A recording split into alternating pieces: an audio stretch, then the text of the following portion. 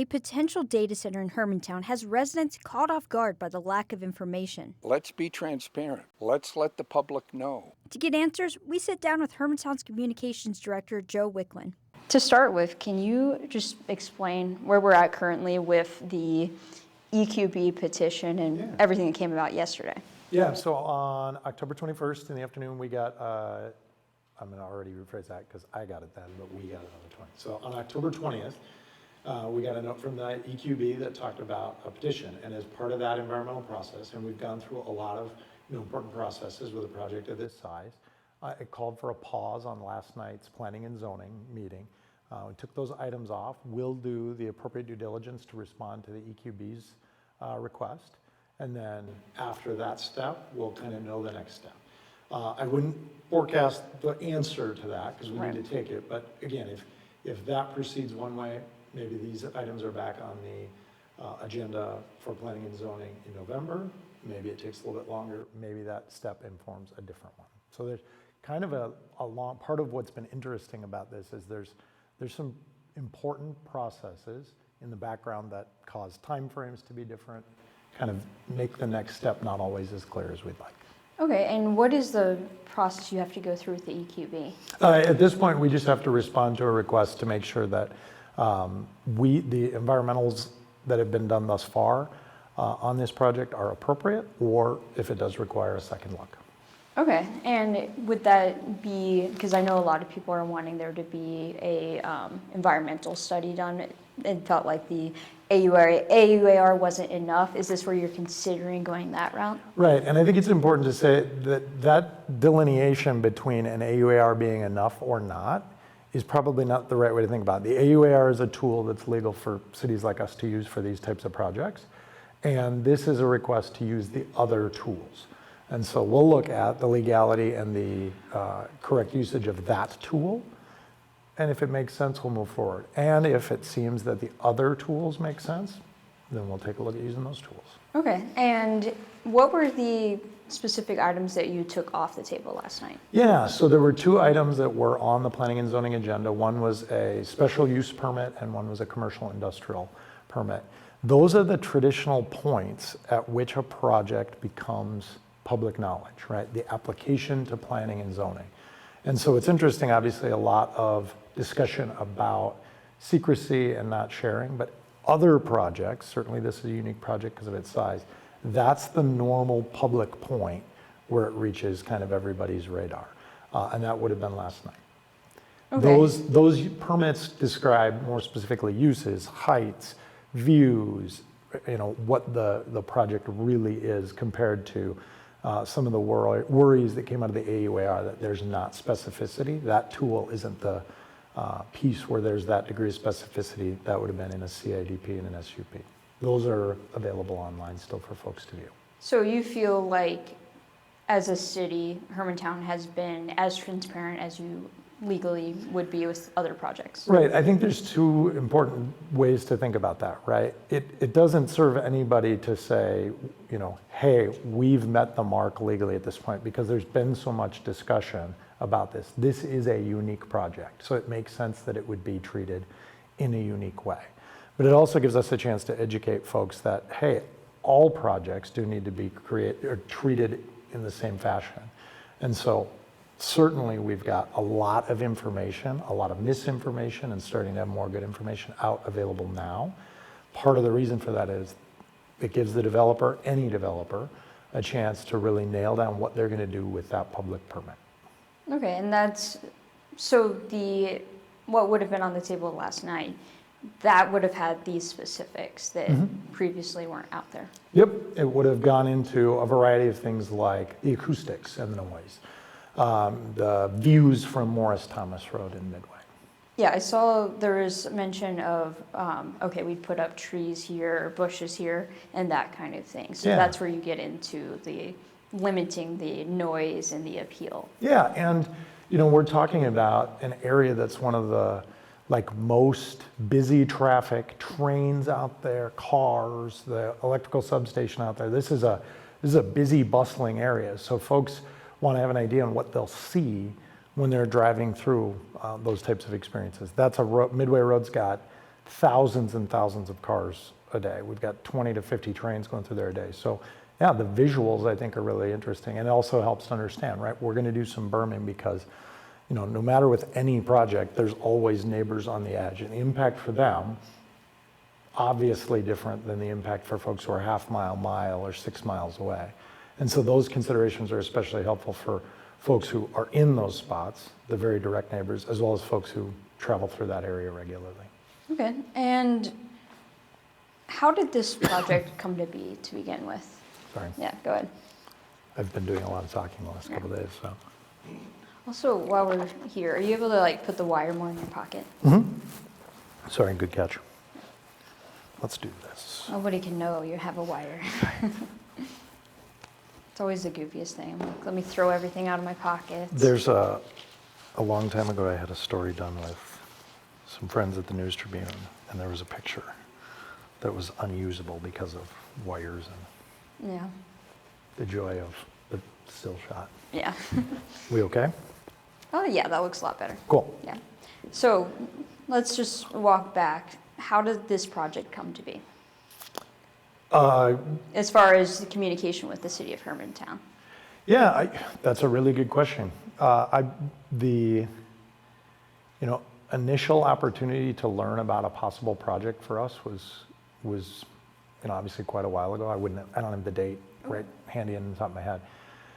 And that was the point where a developer asked 2 of us who were in the room that time to sign an NDA. I'm one of those 2 people. And then begin to work through a process to see the viability of that project. It wasn't something that we sought out. Very rarely at the city do we seek out economic development. Mr. Ranchetti does a nice job of that, but most of the time, economic development is finding its way to us.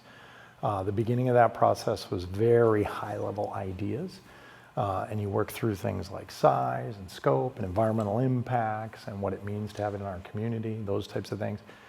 That's a long process. Now imagine it's the size and scope we're talking about right now, the largest project in the history of our city. By some measures, one of the largest projects in the history of St. Louis County. You want to take the time to do the due diligence necessary to find out if that fits, how that fits, and all the myriad of impacts. And so that's that space that people are really concerned about. I didn't know what was going on as a member of the public there. And as a person who's involved in that, there are changes during that time to what's feasible and what's possible. And we want to be able to take that time privately for the developer, again, regardless of size, but certainly this is huge, to be able to hone in their homework and get it done before the due date. It doesn't feel great to get to say that due date traditionally would have been last night's planning and zoning meeting because we've had so much coverage on that project. But that would be the normal process where we'd say, here's what's actually being proposed. Here's the real wetland impacts, here's the real size, here's the real sound. So that folks can really say, okay, that is what we're considering, not something that uses millions of gallons of water, not something that impacts our energy rates the way we've seen in other parts of the country. Let's let the space be there to do that. Because if we'd have been in a spot where previously before this, someone would have asked me, what is it truly going to be? It still would have been in process and in progress to determine that. And do you think that it's other projects in the country that have caused this heightened community concern? Absolutely. Absolutely. I don't wake up in the mornings and go, I am incredibly excited for data centers to be built in Minnesota. That isn't what drives me to do the work I do. What drives me to do the work I do is I'm incredibly excited to serve the residents of my community and create as many opportunities for them and for our council to make the best decisions they can. It doesn't take long to find online horror stories about data centers. But what does take an additional step, and the work that we're about to do, is what does this particular project mean on this particular site in our particular area? I have no interest in, personally, a water-cooled site that would use millions and millions of gallons daily from Lake Superior. That's just me personally. But as I've gone through this process, learning that this won't be a water-cooled site is what's helped it move forward to this point. Learning, from my perspective, that we have a regulated energy grid in Minnesota, not something I thought much about or maybe even knew a year ago, makes me feel a lot more comfortable when I work with partners from Minnesota Power to say, this is great. I don't want the energy rates to go up for our residents.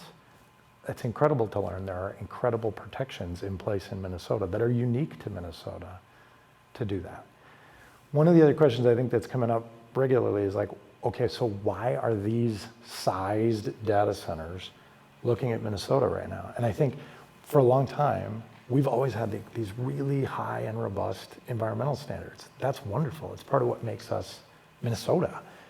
At the same time, we also can be honest that we have kind of low tax incentive opportunities. So there's a high bar for people to get above for types of development that have environmental impacts, and the incentives that when we compete with other states, sometimes we have a challenge doing that in Minnesota. And so the same way that we see the technology evolve in our hands, our iPhones get better, our laptops get better, our Netflix streams better, right? We're starting to see these hyperscalers and these large companies say, we can meet those marks. We can land a project and a product below those robust environmental standards, and we don't need the same significant tax breaks we've received in North Dakota and in Iowa. We can do that in Minnesota. And so we know that these projects and these products are going to be created regardless. And so do we want this type of product and this type of experience in Minnesota? And so when we talk to our folks who work in the unions, obviously they're incredibly excited, right? How could I have the opportunity to ever have a 8 to 10 year build in my backyard so that I can be at home every single night in my Hermantown house and watch my kids' sporting events for a decade of my career?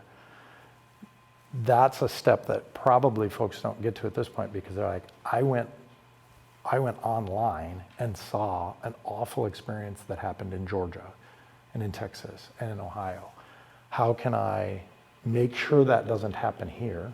Something that some of the work has already been done by staff to do that, and size up the realities of this particular project to see if it fits. And another theme throughout all of this is the not in my backyard, right? Totally. They're saying, okay, we want the technology maybe, depending on the person, but we don't want this right here. We don't want this in Hermantown. But if you think about it that way and think about the horror stories in other states, would you say that this is a better place to have it with the different requirements? Right. So that, right at the individual level, every person you ask about that, that's a hard question, right? Because our actions, right, the things we love, my favorite show on Netflix and Hulu, the thousands of photos we've all uploaded, all factor into why these things happen. I hopped on ChatGPT and said, how do I stop a data center? That involves a data center to do that. We know that they're going to be built, right? Unless we dramatically change the actions and the conveniences that we use as everyday people, we know that these things have to exist, right? So then the question becomes, do we want the benefits of these types of projects, construction jobs, taxes, et cetera, in our backyard, or do we outsource them to other states that are more comfortable? I think that there becomes a point where we have to look at the fact that we value our environment so much that, hey, we aren't being flexible on environmental standards. We aren't changing what the DNR regulations are for any kind of construction piece on any kind of permit. All of those are still in place. But if someone can meet those marks, then yeah, we want this type of product.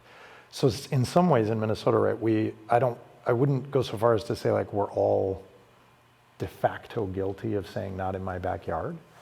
We have prioritized the environment. That is what makes us special.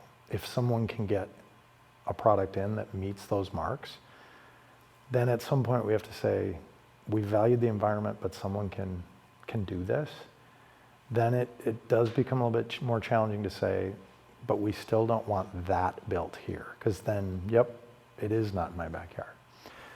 Not to the point of any project, and this is the largest project, there is a border between where it ends and the nearest neighbors. And it makes total sense to have an absolute ton of empathy for that. I imagine at one point, when we, as a region, talked about the Miller Hill Mall, right, and fundamentally moved Miller Creek and did some impressive environmental work at that time, there were neighbors whose lives were changed by that. So anytime you have any kind of even minor project, you're going to find those edges. And I think you work with the developer to say, what are the immediate impacts and how can we lessen them?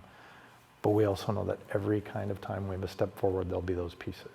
In the 70s, when the Arrowhead substation was originally built 50 years ago, I would imagine there was, discussion about the impacts in a green space and the most immediate neighbors, the folks who still live there today. And recently, there's also been discussion about what you want the southwest corner of Hermantown to look like. Yeah. When did the discussion about rezoning first begin? Decades ago, right? So as we evolve as a city, there's kind of a constant discussion about where things fit. So there's kind of all of these pieces and projects that move along, and then there's the rubber meets the road piece, right? So a lot of what folks talk about is there was a small area study in 2014, 2015 about Adolph, and that kind of led to a lot of public discussion about residents in that area about kind of keeping it rural, which is kind of an interesting way to end up because even at that point there was gas stations, union shops down there, car wash, or used car folks, definitely things that aren't rural. Now, the change piece, one of the big questions is, why different and why now? Well, one, the way the world looks at the Arrowhead substation, the railroad tracks curving through there, that busy road is very different in 2025, and if we even kick back 2020, 2021, 2022, than even just a few short years ago. A lot of that is some of those technology behaviors and things that we do every day. People's desire to have, flawless internet at home type pieces.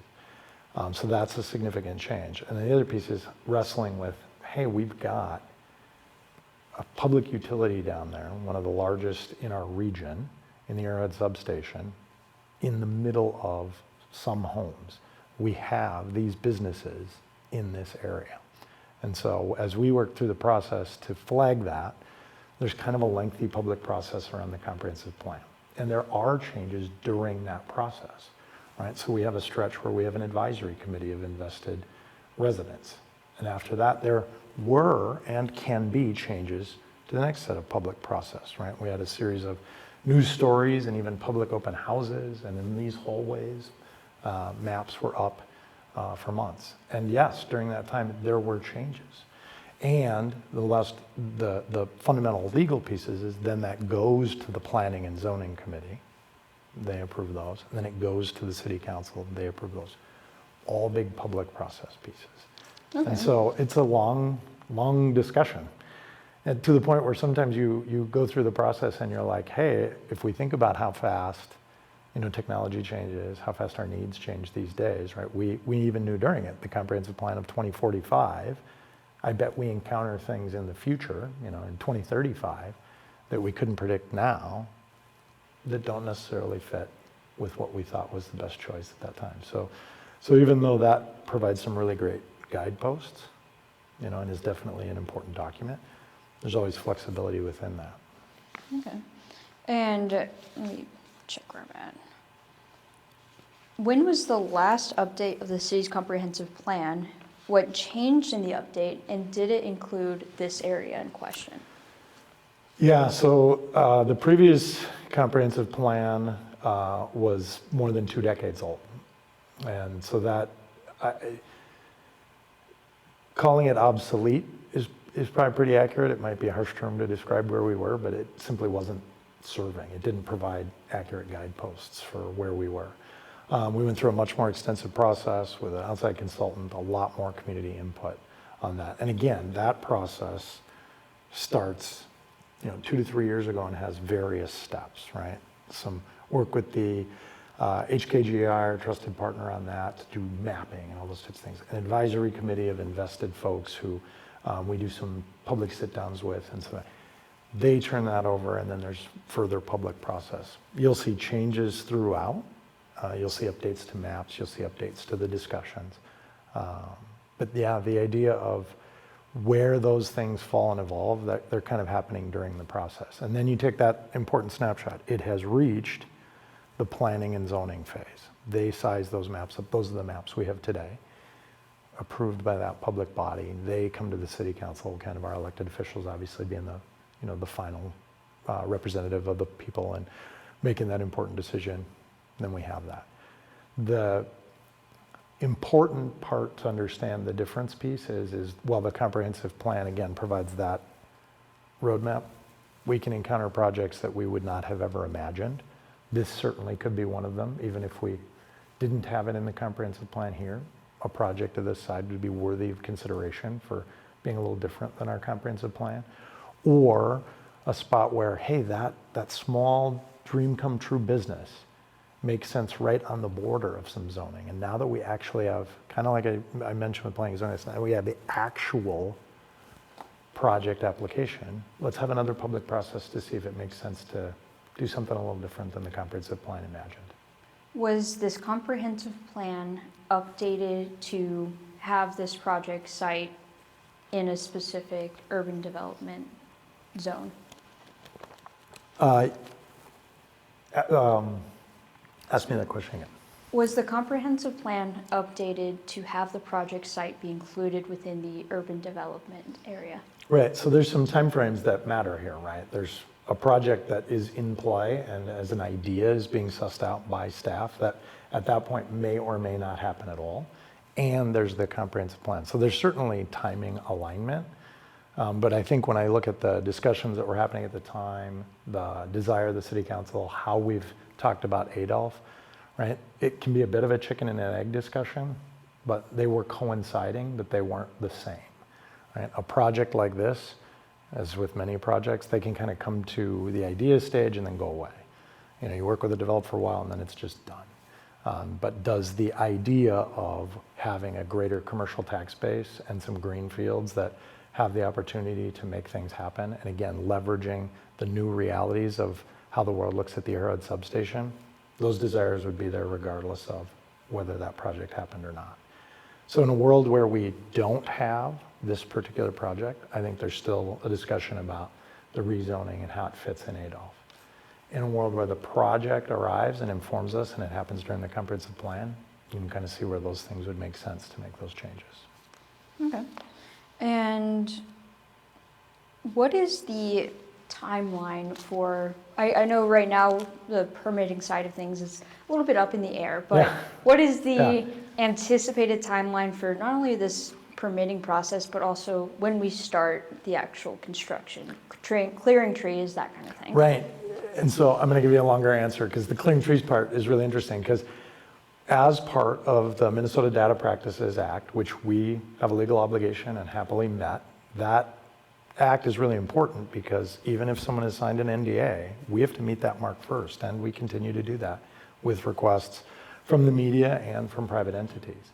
And so that displayed some documents early on in the process that talked about tree clearing as soon as next year. That's not really a part of the equation at all anymore.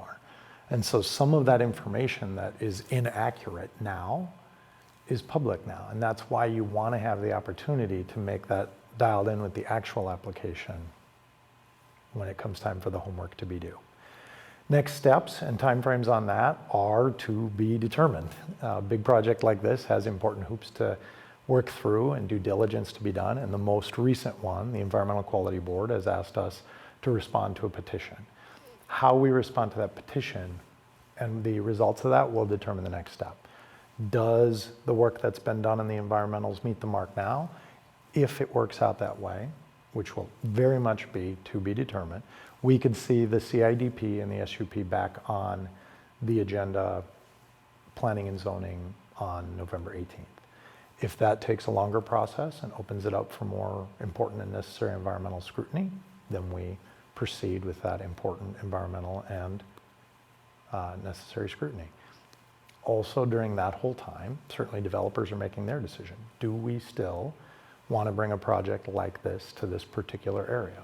Do the time frames that are factoring in work with the multitude of decisions we're making for our company? And so developers are weighing those out from their perspective. Residents are weighing out, hey, I have new information about this project and it's a lot more exact. How do I feel about it now? And in some ways, we, on the city staff and elected officials, follow at least a little bit more of a clear process. here's the homework assignment in front of us. We answer that. That'll kind of dictate the next step. So do you know roughly how many years this project would take? So if projecting in a world where we do reach a construction phase, if that does happen, the build out on this, if it goes to full, would be an 8 to 10 year build out. There are 4 associated data center buildings with this particular data center campus. For folks thinking about the opportunity on the job side, right? That's incredibly long runway for our union folks on the work side.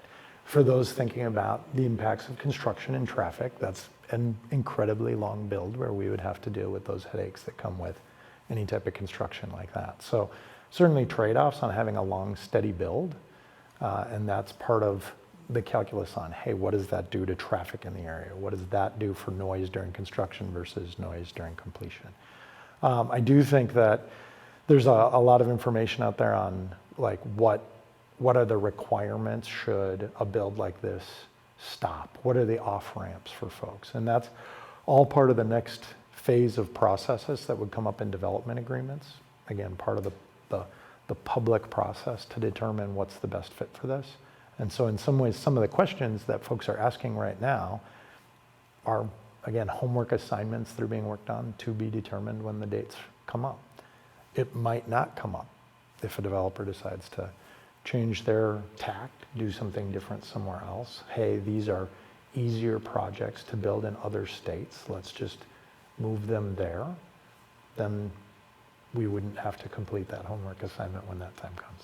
Right. And I know that, there's still a lot of homework to be done and some uncertainty, Tons of time. Just a clarifying question. When you say 8 to 10 years, do you mean until the project is fully done, or could we see a initial data center become operable sooner?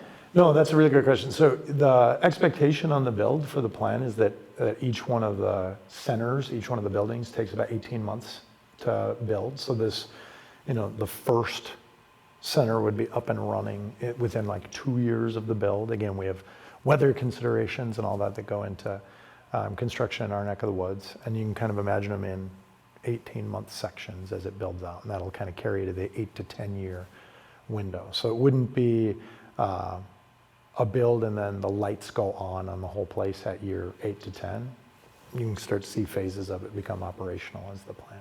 Okay, and then the other impacts along the way of, okay, we're going to start using some electricity as it builds. We're going to start hearing noise from the data center in addition to the construction noise. Yeah, and I think that that's really important, right? There's the, phased approach is going to be a factor in the experience, but also those sound pieces that people talk about. I mean, sound doesn't stack on top of each other, right? If you have a white noise fan running in your bedroom at night, you do that so you don't hear other sounds. That kind of blocks that out. That's the best way to describe it. Our friends at Mortensen would say that sound operates logarithmically, and then their eyes start to cross when you hear that. But the easiest answer is you turn on a white noise fan at night so you don't hear the noise in the other rooms. And so certainly there'll be some noise impact, but one of the things that came out of Monday's city council meeting, one of the things that'll be up to date on our website soon, that would have been a part of the factor, should there have been a presentation last night, were the acoustics, both during construction and operation. Those will be a little bit more clear for folks to be able to see online, as well as the traffic pieces. Okay, yeah, and I know even, road work in Duluth, like that, construction naturally is very noisy, and that would, I'm sure, mask the data center noise is what we're... Even our discussion right now has a decibel level. Yeah. And so I think it's a lot of what we're talking about, the scale of everything we're talking about is so big, right? It's so enormous that it's hard to wrap our mind around, right? You and I don't think in decibels ever, if not, but now we are. And so to know that, like last night when we were here at Planning and Zoning before, we had someone measuring decibels in the hallway of the conversation, and it was over 50 decibels. And if you were further down the hallway here, you could hear kind of the din of that. And if you were all the way around the corner, you didn't hear it at all. Your mic, it just went out. My mic went off? I can't hear you anymore.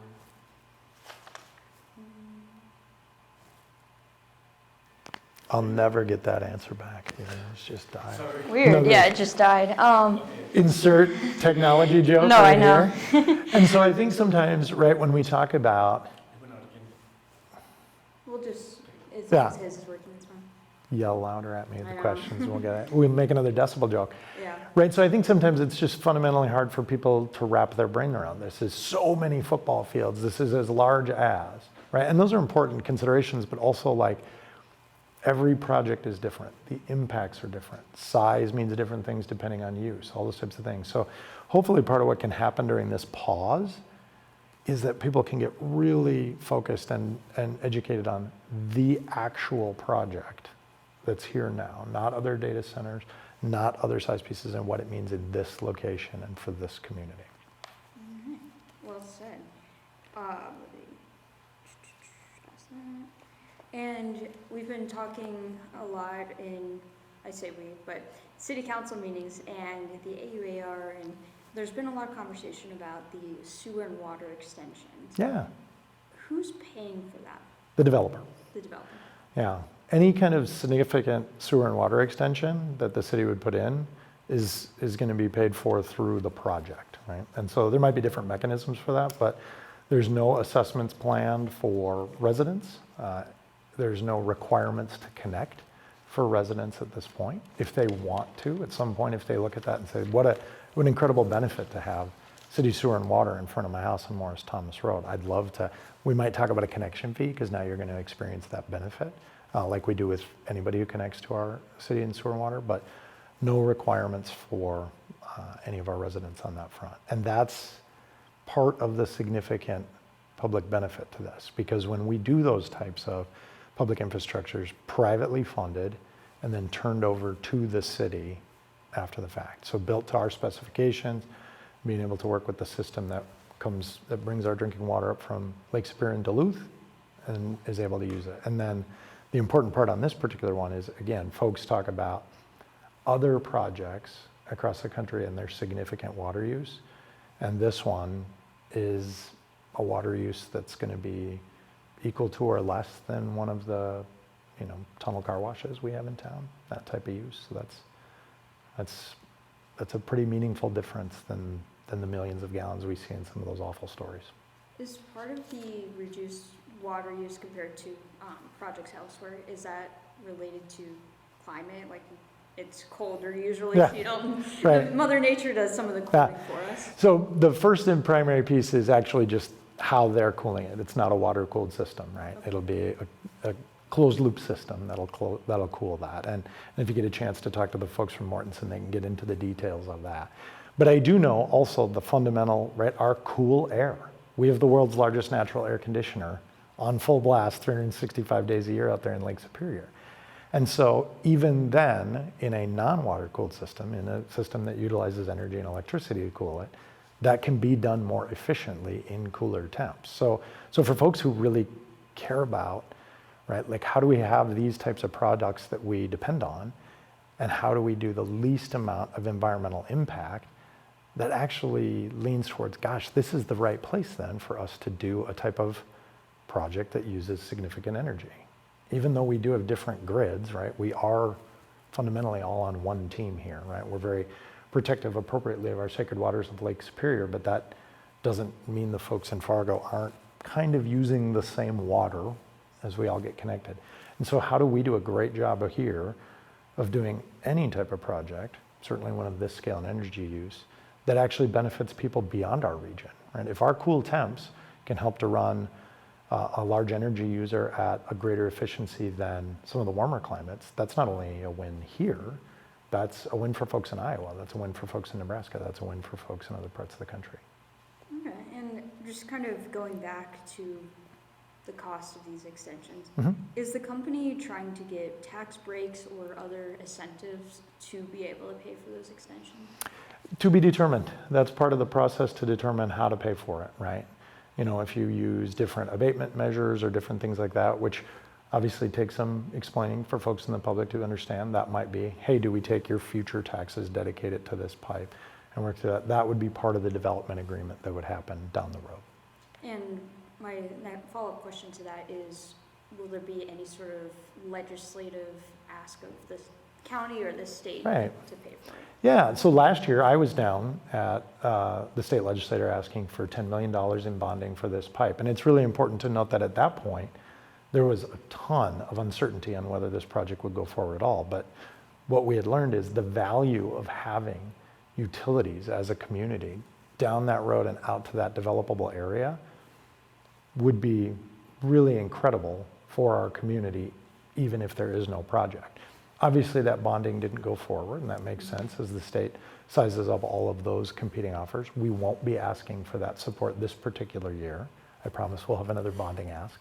But also, yeah, it doesn't make sense now for that type of ask, and I don't anticipate any other state participation at this point. Part of that change is understanding, hey, this particular developer is likely to not need any of those types of incentives. They may need others, and they may work with us and the county on that, and they may not. That's to be determined, but we know that state bonding won't need to be a part of that. Right. That's another thing that a lot of people have brought up, because while we don't know who the developer is, we don't know the end client, what we do know is we're talking about building a 1.8 million square feet project for this, and that's going to cost a ton. So then the question is, does the company need any sort of tax break? Do they need help paying for stuff at the end of the day, because they have the money for this project? So it's interesting, everybody is quick to say they have the money for this project as if they should be deciding what any company does with their money. It's a negotiation, right? They can also do this somewhere else. And so as city staff and our public weighs out the value of, hey, imagine a project where thousands of our local laborers can be locked and loaded for maybe a decade of work, at home every night in their own beds. There's some significant value to that in our community. If another community is willing to say, we want that for our labor unions, here is an incentive, then we're going to miss out time and time again on those types of projects. So just the same way that you might do any other type of negotiation on a smaller scale, this one's certainly larger because of the size of the infrastructure that they would be putting in.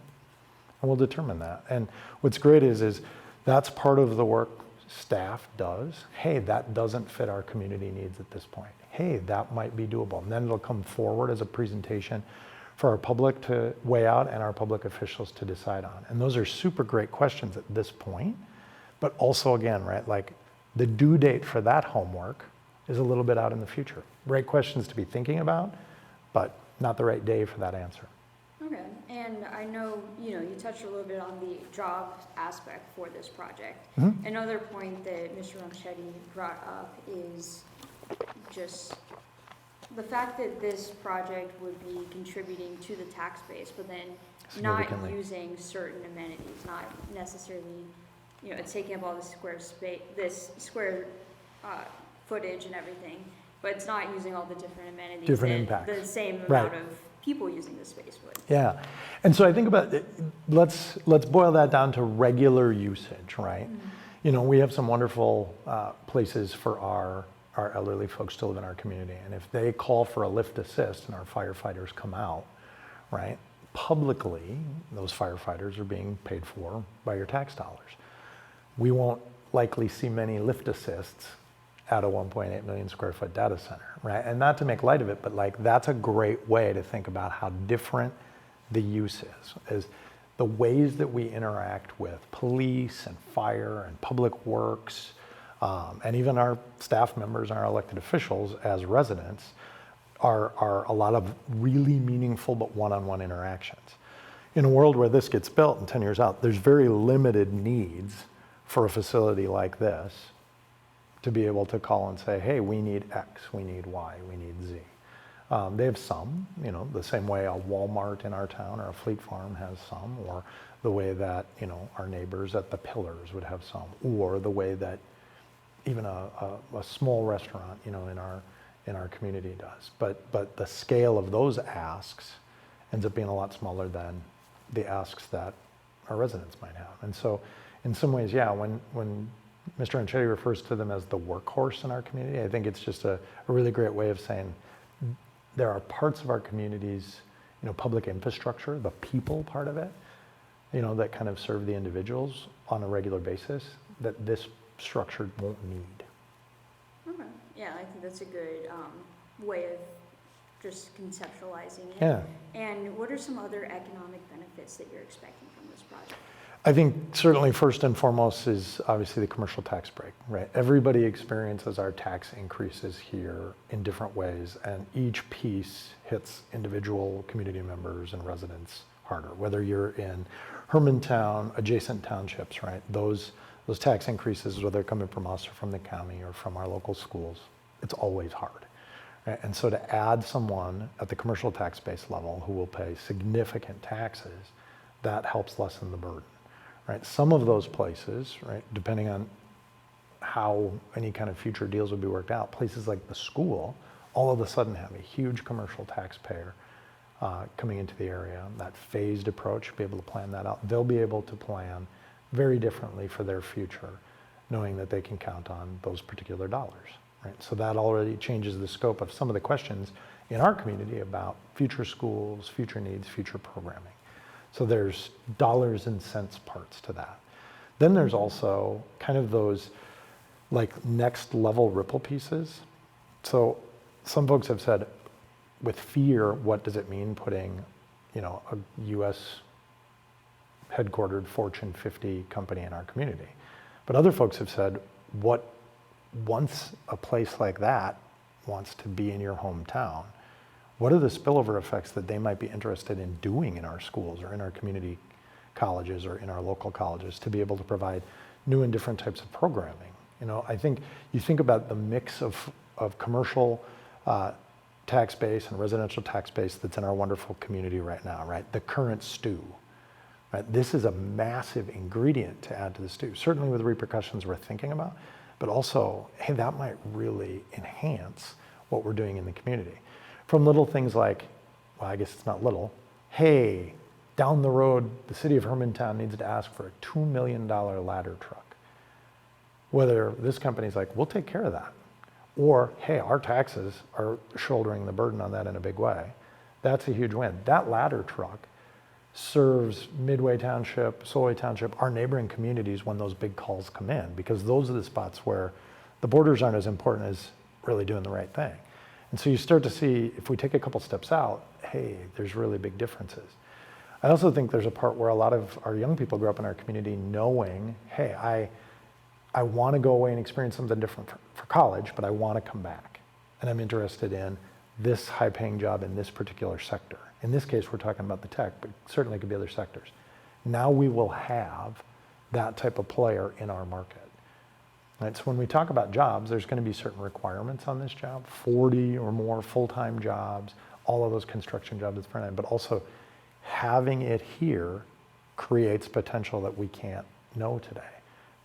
Not having it here, I know what that looks like. We all know what that looks like. That's what we have today. And then for folks, we heard this story from plenty of folks. I came to Duluth to go to college.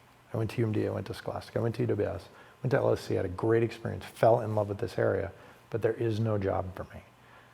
And folks are starting to learn that the data center industry has kind of ancillary 6-to-1 job benefits. Every single long-term job out there is 6 on the other side. So now all of a sudden, wow, what does that open up for what could be here that helps us stay? We've long had, some stagnant population in our region. We haven't quite experienced that in Hermantown, but our region. Now we would have those jobs that would attract folks to stay. And you mentioned that, if we get a new ladder truck in Hermantown, that Right. benefits Solway Township and some others. But ultimately, this process so far, correct me if I'm wrong, has been Hermantown. Are you in contact with these other townships? Do they have a say in any of this? So 2 parts to that, right? There's parts where our borders matter, right? I work for the city of Hermantown, not a different city. And there's parts where they don't matter, right? But the kind of the fire truck analogy. So obviously, part of the story is that our partners at St. Louis County have been a part of this project. So that's a part where those choices and their contributions and involvement in this project certainly will impact Solway Township.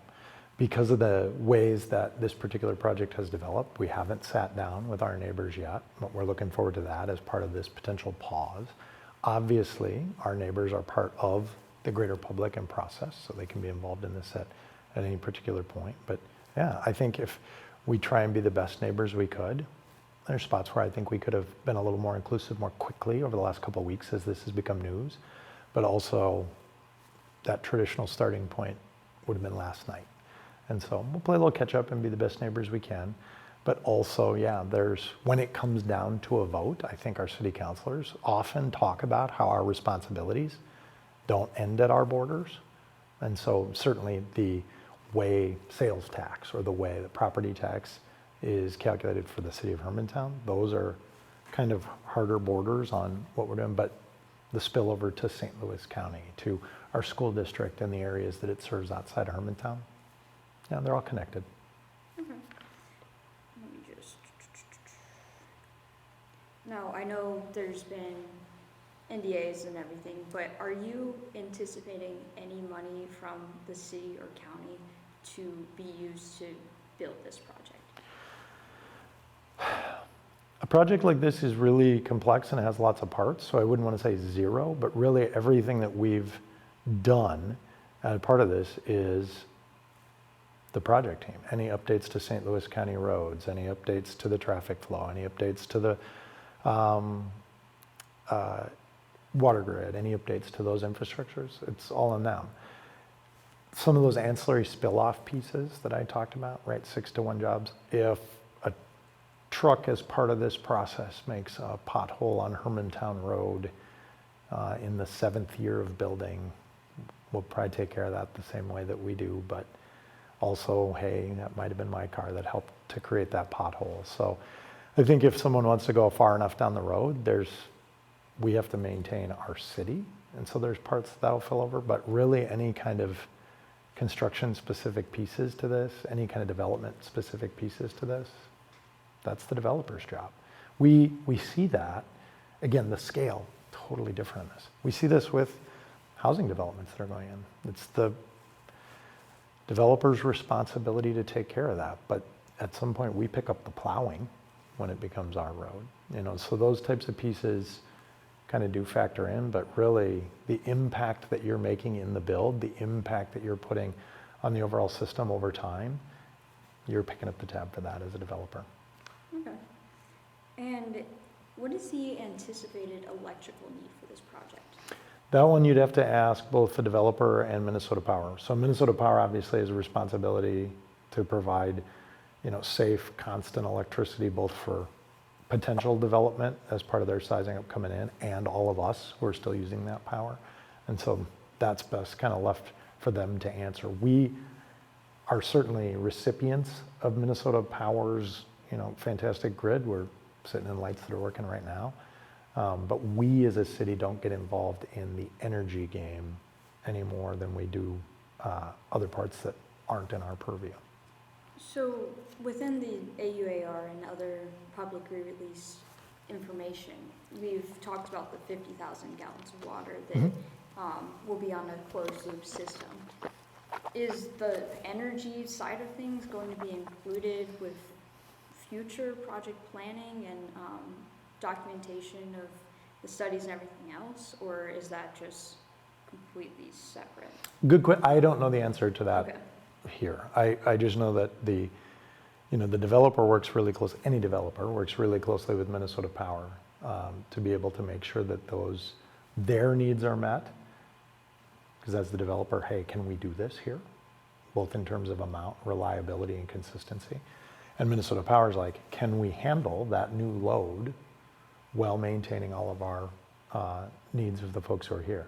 I do know that Minnesota Power has an incredible reputation for being able to do high energy users, and they have for a long time. We have the Arrowhead substation that's been out there for 50 years has been a factor in our mines and our paper mills that have seen fluctuations in both their efforts and energy uses over time. So as a citizen who's a step removed from the project when it comes to the energy piece, as the mines have changed, as our paper mills have changed, as our energy uses have changed, as I continue to stream more videos after work. Our grid has proven reliable throughout. So you're saying there hasn't been coordination?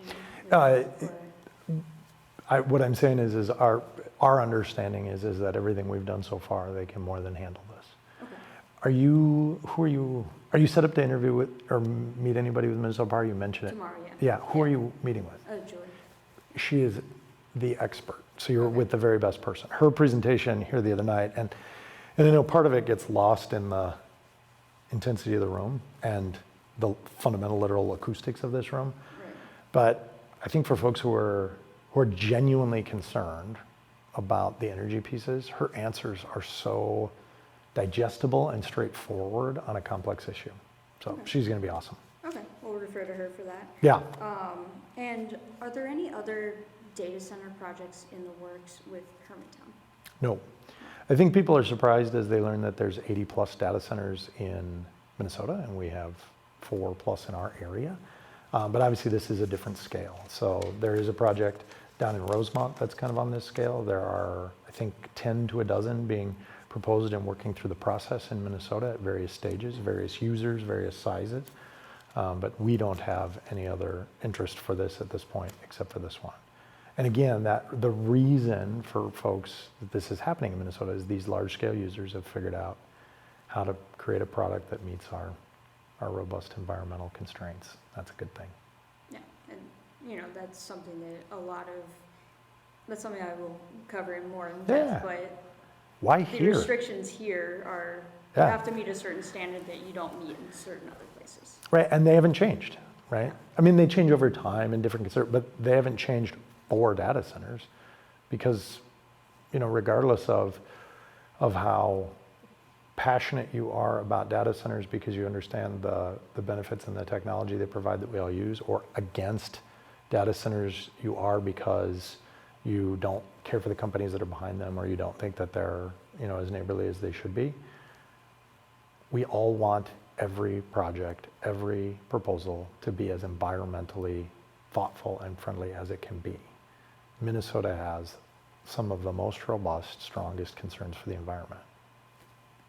This is a high bar and a good place then for folks to say, hey, I can do a project that has some meaningful environmental impacts, but they fall below that threshold.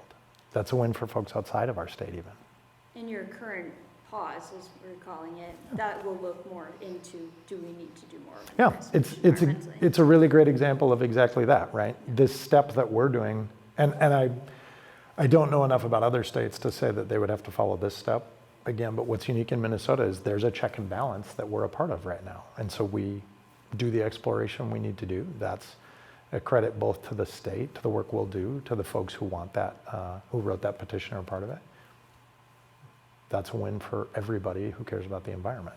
Then what comes out of that, that'll be the next step after that.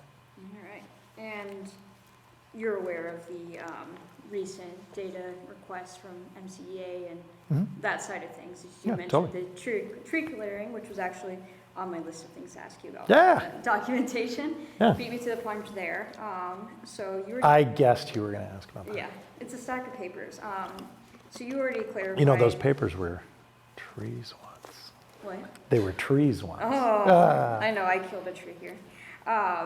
You already. Renewable established- resource. Yeah, you already established that, because this is from April 29th, 2025, we had a city engineer coordination meeting agenda. So that said, tree clearing will occur at the end of winter. You're saying we're not there yet. Yeah, I don't know where tree clearing factors in right now because right now we're at this environmental step. And so if this environmental step says, hey, everything we've done to date makes sense and you can continue, right? Then say November 18th, we size up the special use permit and the CIDP. That would have to go forward before any tree clearing.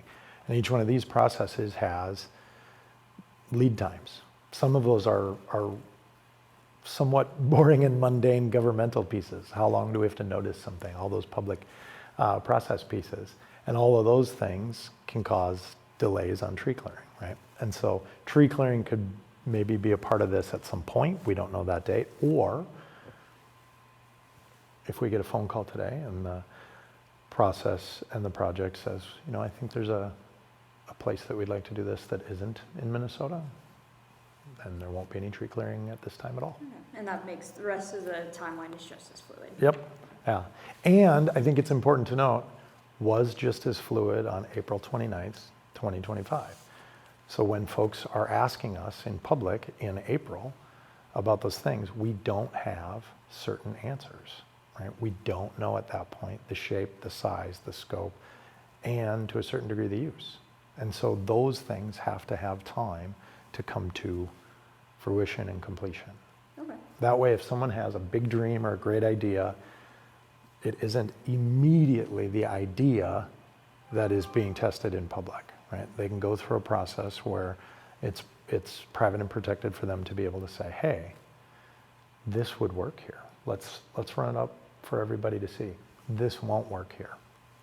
Let's not even start. Okay, and another point that's been brought up was there is this email I can hand to you that was mentions a project similar to Ullman with similar NDAs and lists the parcels. Yeah. I know there's probably some aspects of it you can't talk about. Can you? I don't know, so look at this, I don't You don't know know. which parcels Okay. these are, Okay, right? I do know, what I see right here, is that on December 5th, 2024 at 3:27 p.m., I would say whatever kind of possibility of project we were talking about right there is probably certainly dramatically different than the actual application, okay, right? And so you get those pieces where, hey, I'd like to build something that's 500 million square feet, right? Some very big Yeah. dramatic number, right? 1.8 million square feet is a huge number, but efforts have been done to figure out what that is. Initial ideas on this project were done before anyone knew what the full scope of wetlands even were. So there's talk about a project before the wetland delineation.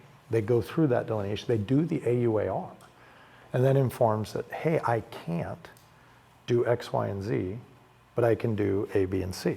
And so that's what goes through to reach the actual application. And to a certain degree, some of the things we've heard, you can follow that AUAR from draft in April on that part of the public process into the summer months and into September and see the changes in that process.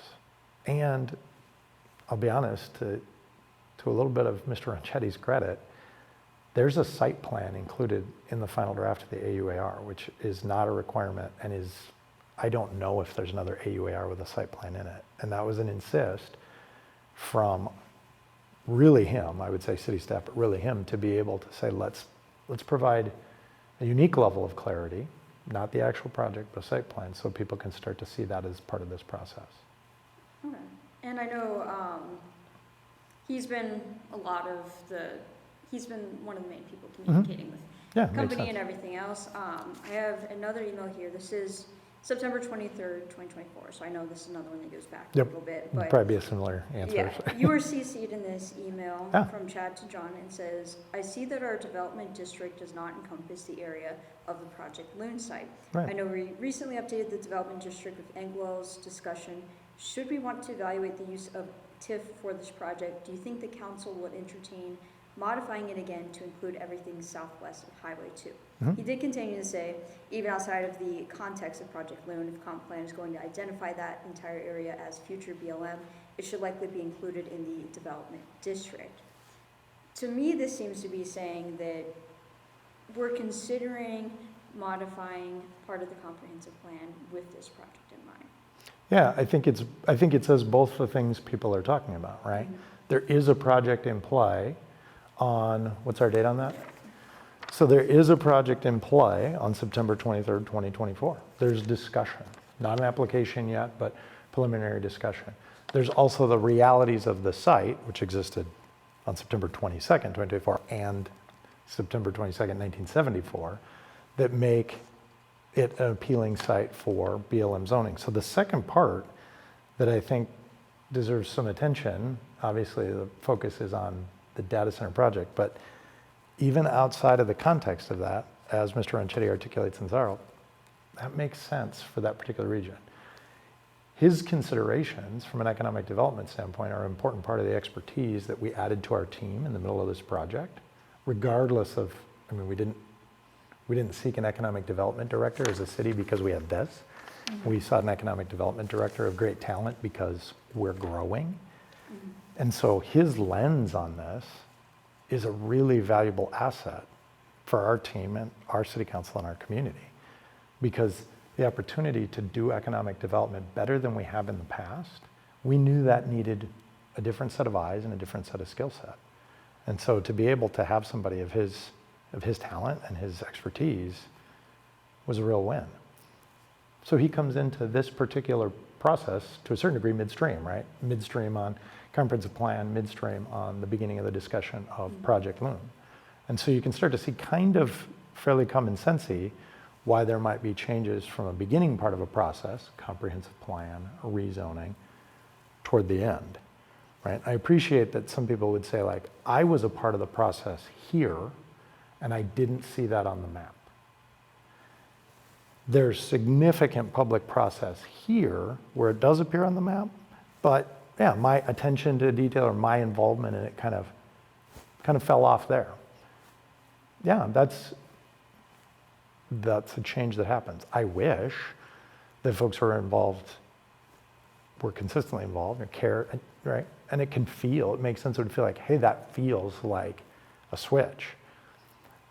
It is a switch, but not nefarious. It's a switch that makes sense. As we see new opportunities, as we see different cards, as we have different expertise, and we're looking at a comprehensive plan and rezoning and new projects, hey, how does that fit with a bigger picture?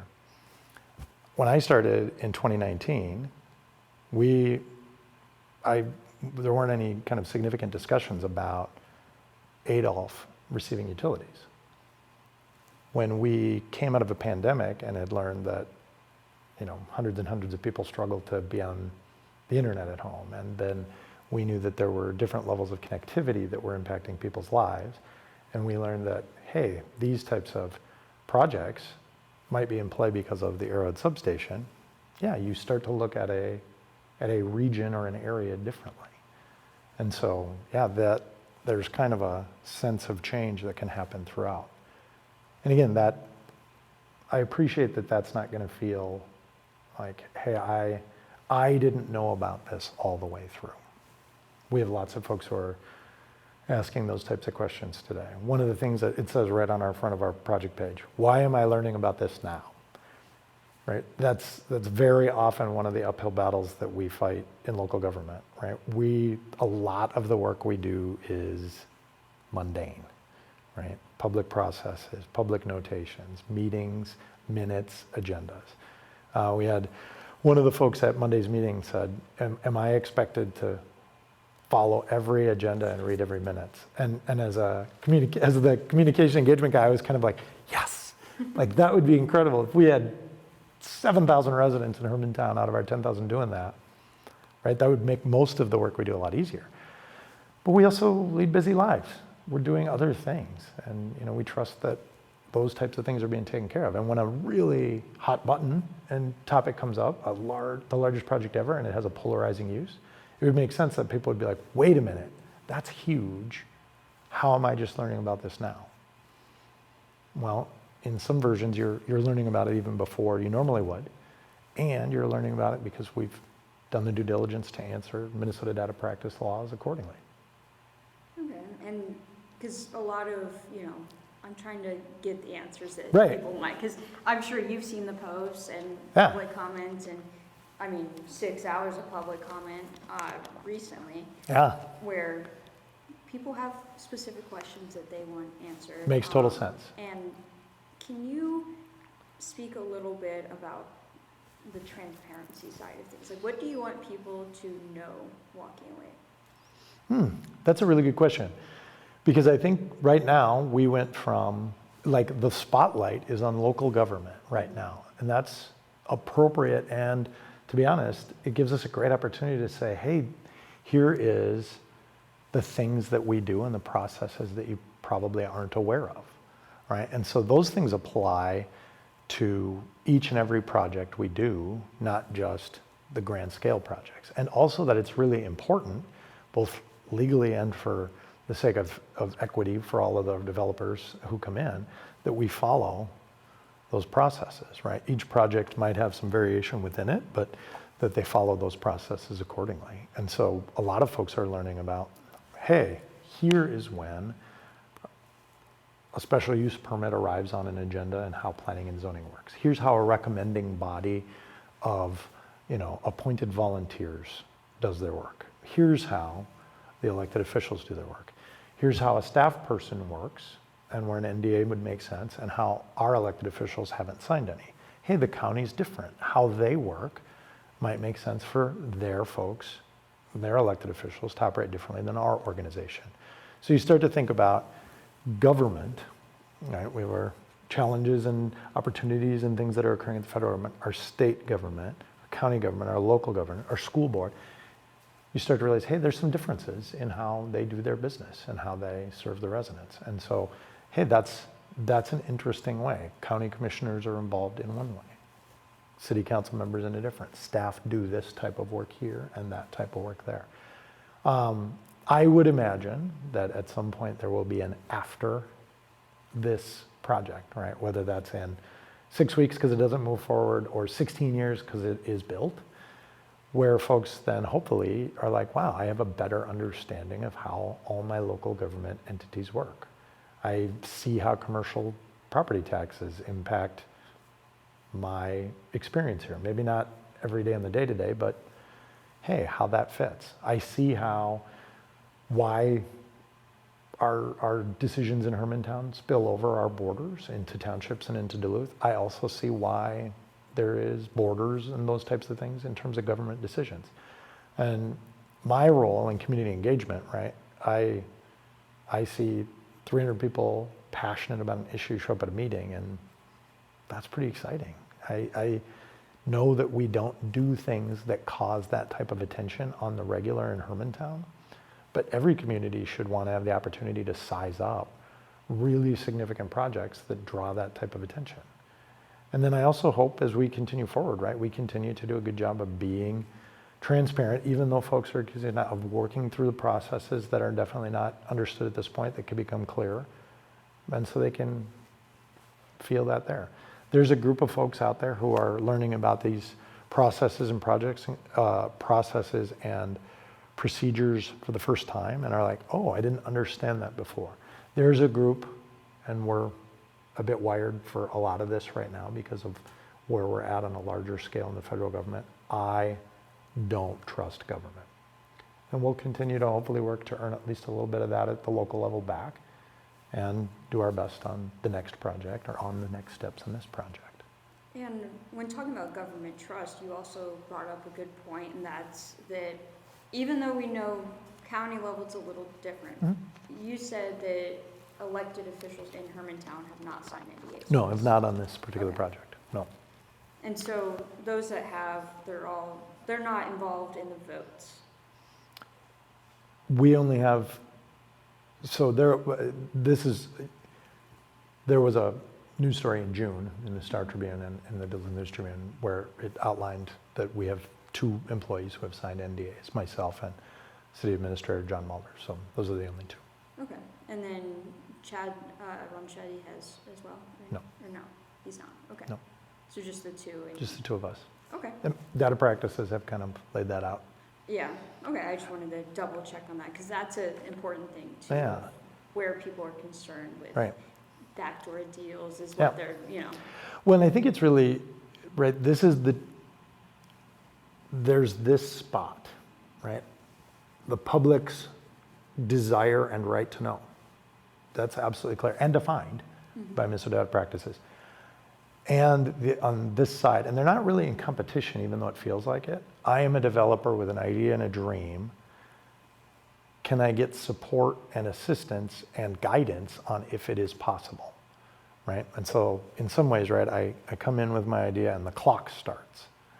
And there's discussions and ideation and brainstorming, and it is not possible. And it goes away and is never ever known by the public. Right? A Minnesota data practices request would pull in any information we had about that was public documents, but those don't happen on projects that aren't data centers. Once it reaches that point where there's a public application, and this is, I think, especially helpful on a project that has polarization, right? If I came out, if it would have come out in some of those early pieces, this is a data center, right? The challenge of cutting through all the noise and misinformation that is immediately out there, that folks have found now about it, would have probably impacted the possibility of this even being explored when it was still in an ideation phase. And so you want some space to be able to say, hey, as we work through this looks like it could even be feasible. Hey, let's test that out in public now that we know that an AUAR has been completed, that it's appropriately zoned, that the wetland issues are there, that the water works, that the power works. And along the lines of misinformation, is there anything that you've seen online or heard at meetings, including in the 6 hours of recent public comment, that you would like to clarify or Right. debunk? And so I think sometimes even when you say misinformation, right, like that, in our environment today, right, like saying the words misinformation even feels accusatory, right? Really what we're dealing with is a lack of real information, right? What does this project do? Right? And we did not have that until the application that came out in the planning and zoning agenda last week. Everything else would have been misinformation, incorrect information, not yet real. And so now, one of the things that we're working through is, hey, really some important key pieces to help, not water cooled. So we're not dealing with millions of gallons of water from lakes. Our current systems that serve us all day long in drinking water can handle this project when the developer pays for the pipe to come out, which is an important part. What am I paying for this as a taxpayer? Nothing. The energy use is a great question. I'm excited for our partners at Minnesota Power, all of our partners, to be able to provide that clarity for folks. No one wants the rates to go up. They're able to provide that piece.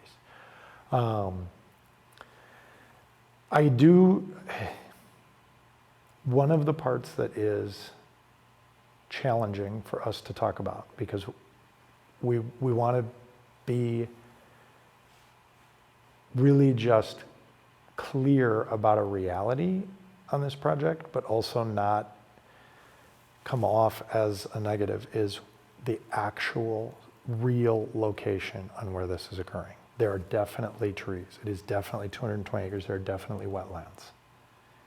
It is definitely already noisy because of a public utility that's been there for 50 years that makes more noise than this project. It is definitely heavy traffic. It is definitely an area that has 20 trains. It definitely has non-rural use happening all around it. I also want folks to know though, like, we're also people. I think Lake Superior is super sacred. You know, I get to visit every day with Chad, right? Some of the things that he's been accused to, even by other public officials, is awful and out of line, right?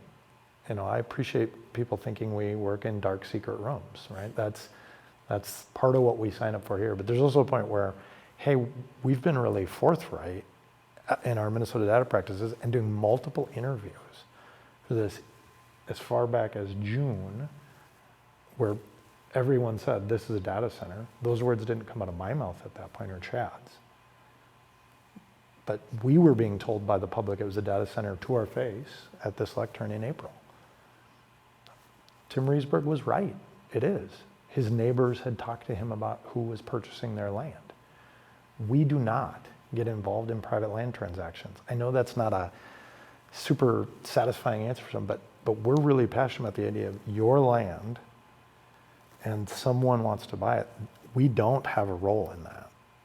So if someone offers you life-changing money for you and your family to move, local government shouldn't be a part of tripping that up for you. If your neighbors are upset with how that works, we want to govern the experience of whatever goes in there through zoning and through this type of process. But also, like, sometimes it is a hard reminder that our property rights end to some degree at the edge of our property, right? And then we add in some other very real factors that are a part of our lives right now, right? Minnesota Power is expanding to the west to be able to do more with our energy in our particular area, right? So all of a sudden that looks even like a larger development because of that, right?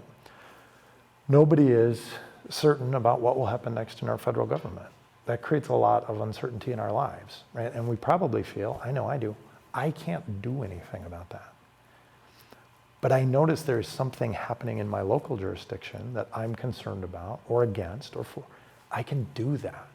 And so hopefully part of what happened on Monday and continues to happen in other meetings is you realize you're making an impact at a local level that matters. Even if the council does something different than you want, they are hearing you. And that's always a hard part, right? We encounter this right now. How do I show people I am transparent in the work I do when I've been told I'm not transparent? How does our council say they are listening, even if the decision they make is different than the one you want, right? It doesn't need to be a winner and losers piece. I always am impressed by the bravery of anyone who runs for an office, because they have to make those decisions. How do I make a decision that would be really challenging for the neighbors on this development, but might change the lives of hundreds and thousands of people in my community and beyond? Hey, do these environmental impacts sit comfortably with me, even though the DNR will regulate that, even though, hey, that feels like a lot. Those folks have to make those tough decisions. We have to tee them up with all the information they need to make it. So I think it's a reminder that, your local government folks on staff and elected officials are also your friends and neighbors doing their best.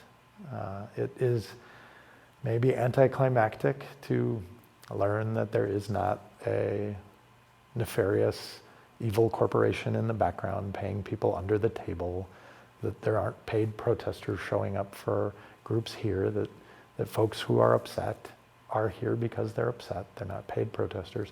Folks who are for are not, paid by the union. They're just local folks doing their best with the largest project we've ever seen, weighing it out. And a quick additional clarifying question, because I've seen two different numbers. Is it 220 acres or 403? This is a really good point. The study area for an AUAR has to take into consideration 400 acres beyond the site. The actual project site is the 220 acres that were recently rezoned. That's very specific to where their build is. So it is not 440 acres for this particular project. It is 220. Still right. A big area, but yeah.